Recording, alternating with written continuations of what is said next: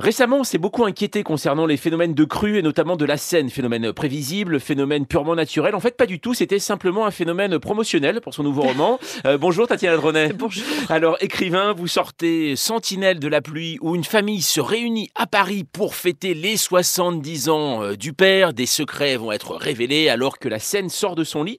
Pourquoi cette fascination pour la Seine en crue, Tatiana Dronet? Parce que j'ai été confrontée à une photo incroyable à l'âge de 10 ans. J'ai emménagé dans un appartement, dans un immeuble qui a été vraiment très concerné en 1910. Il y avait une voisine qui a toujours vécu là et qui m'a montré une photo d'elle en train de sortir de la porte cochère de mon immeuble dans une barque. Elle avait elle-même 10 ans. D'accord. Et la petite graine a été plantée. J'avais moi-même 10 ans. Donc vous voyez, j'ai mis un certain temps, mais j'ai toujours su que j'allais écrire sur la Seine en crue. Alors, est-ce qu'une crue de la Seine, c'est plus branché qu'une crue de la Loire ou pas, Tatiana Dronet? Le problème, c'est que peut-être, mais moi j'habite à Paris. Et donc, mais jamais j'aurais cru, c'est le cas de le dire, Jeu de mots. qu'elle se réveille d'abord en 2016, alors que j'avais pratiquement terminé le livre, et encore là, récemment. Oui, en janvier. Mais c'était en janvier, presque comme si quelqu'un là-haut avait dit bah, tiens, on va faire un petit. Et d'ailleurs, heureusement qu'elle s'est arrêtée, parce que je pense que si elle avait franchi le stade qu'elle avait connu en juin 2016, ça aurait été quand même très, très, très embêtant. Et là, je pense que personne n'aurait voulu acheter mon livre. Il se serait dit oh là là, parce que moi j'y vais franco dans le livre. Ouais, bien sûr, oui. Je raconte l'apocalypse que ça va être. Exactement. Alors, vous croyez d'ailleurs à ce grand phénomène, ce Big One, c'est-à-dire d'une inondation façon Mais pas vous. 1910? Vous avez compris maintenant que ça peut arriver. Ah, mais on sait que ça peut arriver, mais pourquoi ça arriverait finalement? Aujourd'hui, on voit qu'on est davantage protégé. Il y a des Non. bassins de voilà, non, Les bassins de bassins, rétention. alors je vous redis ce qui se passe. Si les bassins de rétention sont pleins, comme ils l'ont été, parce qu'il a plu très longuement, parce qu'il y a eu un hiver clément, parce qu'il y a eu une fonte des neiges, et si les nappes phréatiques sont pleines, et s'il pleut comme il a plu et encore plus, ah ben c'est bon, la Seine envahira Paris, et d'ailleurs vous aussi, vous serez engloutis. Ah bah à la maison de la radio, ici, nous sommes en zone inondable. Je le décris, Mais exactement, d'ailleurs que voilà, mais c'est vous très êtes gentil. dans mon livre. Voilà, tout à fait, on est très touchés. Alors le livre n'est pas que là-dessus, je Non, tiens à le dire, voilà. bien sûr. Mais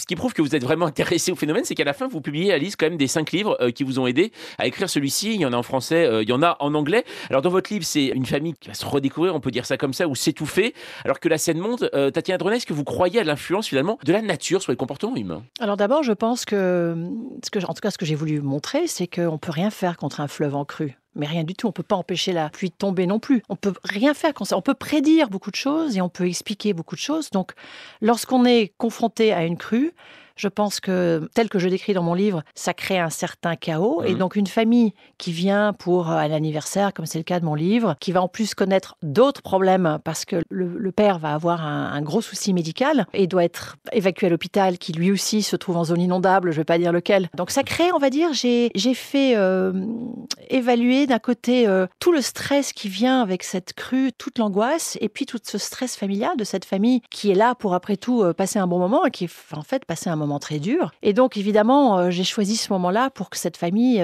tente de se parler une fois pour toutes parce qu'elle est en petite panne de communication, la famille Malgarde. Mais comme beaucoup de familles, je pense. En fait, non, mais c'est vrai que ça. Comme beaucoup de familles. Je sais pas si c'est le cas pour vous, mais c'est vrai que quand on lit votre livre, on se dit ça. C'est vrai qu'il y a beaucoup de familles où on ne sait pas se parler et que tout ça réunit des éléments très fragiles en fait entre la nature, entre la famille. On sent que ça peut coller. Alors, c'est un livre très nature puisqu'on y parle inondation. Le père est arboriste. Est-ce que vous n'allez les dédicacer que dans les natures et découvertes ou pas, Tatiana?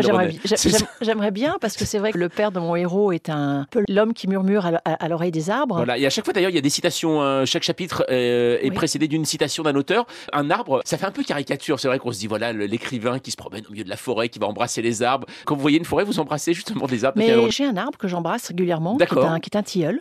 Il a un nom. Linden, qui veut dire tilleul en anglais. Tout à fait, voilà, comme votre mais héros. je ne dis pas où il est parce que je ne veux pas qu'on vienne l'embrasser parce que c'est mon tilleul. Et D'accord. si je vous dis où il est, il va y avoir des gens qui vont venir parce qu'il est très beau d'abord. Mais vous avez déjà embrassé un arbre, enlacé un arbre? Écoutez, alors pas récemment, Et vous devrez essayer, ça fait du bien. ça marche avec Effectus ou pas ou... Un peu petit. Un peu petit, d'accord. Il faut vraiment pouvoir voyez, faire comme ça autour du tronc. L'enserrer. Non, mais je ne suis pas la seule. J'ai Bien découvert qu'il y a plein de gens qui enlacent des arbres. Ça s'appelle des tree huggers en anglais. Et ça fait du bien, je vous promets, essayez. Très bien, bah oui, non, mais je vais essayer ça en sortant immédiatement. Juste une chose quand même à propos de vous, Tatiana Dronet. En 2011, vous faisiez partie des auteurs les plus lus en France, 5e sur 10 sur une liste établie par Le Figaro. Qu'est-ce que vous en pensez de ces classements? Alors, j'imagine que vous allez me dire, oh, ça m'intéresse pas, etc. Mais est-ce on est un peu flatté, non? J'imagine tout de même, quand on se retrouve dans les 10 plus gros vendeurs de livres d'un pays comme la France. Je vous cache pas que ça fait plaisir. La mise à jour de Tatiana Dronet, c'est toute la journée sur France Info.